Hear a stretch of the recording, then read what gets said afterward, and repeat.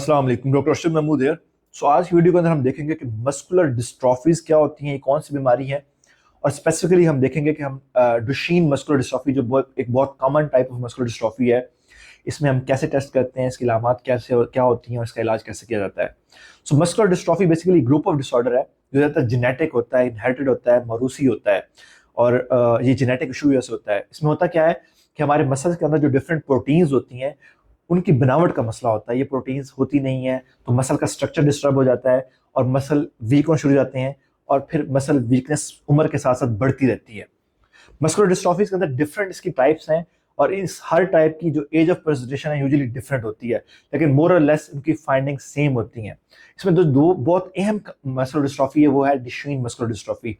इसके अंदर क्या होता है कि बच्चा शुरू के 1 या 2 साल बिल्कुल नॉर्मल होता है। उसके बाद ऐसे बच्चे के अंदर मुख्तलिफ मसाइल आना शुरू हो जाते हैं। मिसाल के तौर पर ये जब बच्चे चलते हैं तो इसके अंदर गेट की एबनॉर्मेलिटी होती है, इसको हम वेडलिंग गेट कहते हैं, कि बच्चे लचक कर चलते हैं। ये बच्चे जब बैठते हैं तो इनको उठने का मसला होता है, ये बैठे हुए उठ नहीं पाते, इसको हम गोबर साइन कहते हैं। इन बच्चों के अंदर जो इनकी पिंडलियां होती हैं ये सूज जाती हैं, जिसको हम pseudo hypertrophy of calf muscle कहते हैं। इसी तरह ऐसे बच्चों के अंदर जो है वो ऊपर से जो चीजें शेल्फ से चीजें उठाने में मसला होगा। ऐसे बच्चे ब्रश करने में थक जाते हैं क्योंकि इनके शोल्डर के मसल वीक होते हैं। ऐसे बच्चे कंघी करते हुए उनको मसला होता है क्योंकि उनके शोल्डर के मसल वीक होते हैं। ये डिफरेंट इलामात हैं जिसके जरिए इस इलामात के साथ ये बच्चे हमारे पास आ सकते हैं।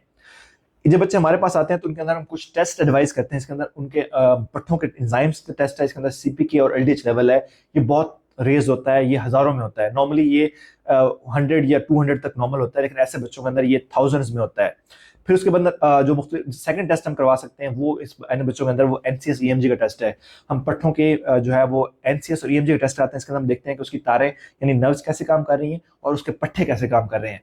हम उसके इन टेस्टों के जरिए हम देख लेते हैं कि उसके अंदर कोई मसला है या नहीं मसला। फिर जो इंपॉर्टेंट टेस्ट है हम उसके अंदर जेनेटिक टेस्टिंग कराते हैं। हम देखते हैं कि डिस्ट्रोफिन जीन उसकी म्यूटेशन है कि नहीं। ये जीन बेसिकली इसका रीजन है जो इस डिजीज को करवाती है। अगर डिस्ट्रोफिन जीन म्यूटेशन जो एक टेस्ट ब्लड के अंदर किया जाता है, कुछ महंगा टेस्ट है, लेकिन अगर ब्लड के अंदर टेस्ट करवा लेते हैं तो इससे काफी हद तक ये डिजीज डायग्नोज हो जाती है।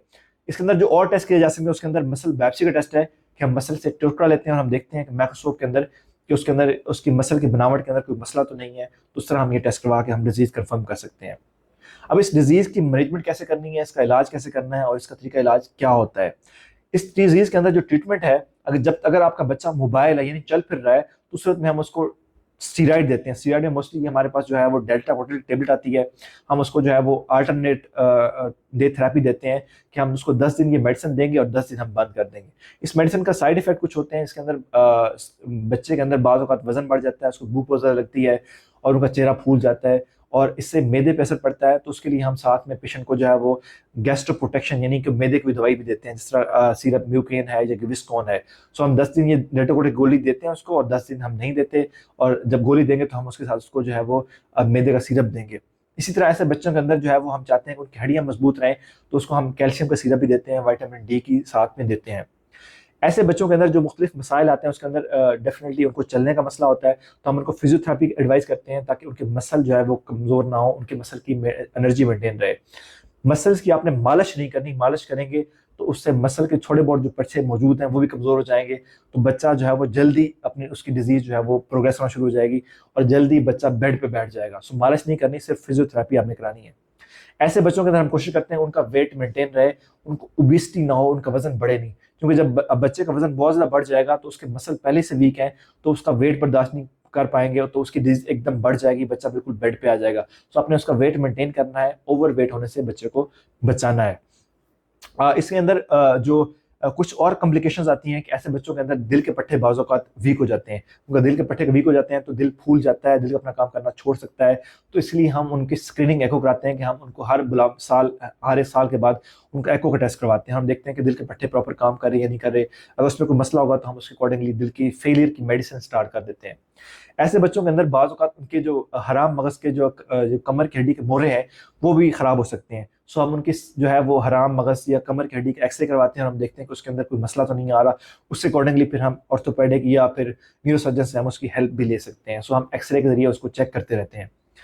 ऐसे बच्चों के अंदर अमूमन ये डिजीज जो है ये प्रोग्रेस करती है। जो ट्रीटमेंट हमारी जो स्टीरॉयड की ट्रीटमेंट है, हम जो डेल्टा कोर्टिक की गोलियां दे रहे होते हैं, बेसिकली उसकी डिजीज को प्रोग्रेस को स्लो करती है, लेकिन ये मुकम्मल इलाज नहीं है। डिजीज़ ने इवेंचुअली प्रोग्रेस करना है और बच्चे यूजुअली जो है वो सेकेंड डिकेड यानी 10 साल के बाद वो बैठना शुरू कर देते हैं और फिर मुकम्मल बेड पे आ जाते हैं, लेकिन दिमागी तौर पे बच्चे बिल्कुल ठीक रहते हैं, उनके पट्टे काम करना छोड़ देते हैं और ये फिर चलने फिरने से माजूर हो जाते हैं।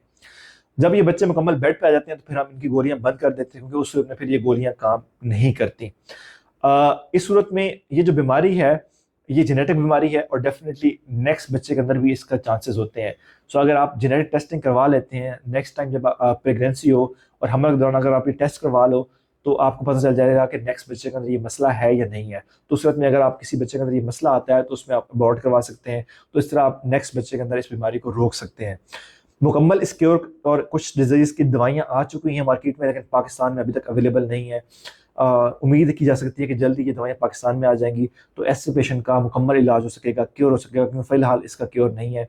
और ऐसे पेशेंट फिर डेफिनेटली जब ये मुकम्मल बेड पे आ जाते हैं तो फिर इनके अंदर जो है वो चेस्ट के मसाइल आ जाते हैं, क्योंकि ये मुकम्मल लेटे रहते हैं, चलते फिरते नहीं, तो बार बार इनको नमूनिया हो जाते हैं। तो नमूनिया की वजह से ये बच्चे जो है फौज हो जाते हैं और बाज़ औक़ात जब इनके दिल के पट्टे कमज़ोर होते हैं, दिल मुकम्मल फेल हो जाता है, फिर दवाइयों से ये रिस्पॉन्स नहीं करता, तो दिल का फेलियर भी इनकी मौत की वजह बन सकता है। तो ये दो इंपॉर्टेंट वजह हैं जो ऐसे बच्चों के अंदर अमवात की वजह बनते हैं।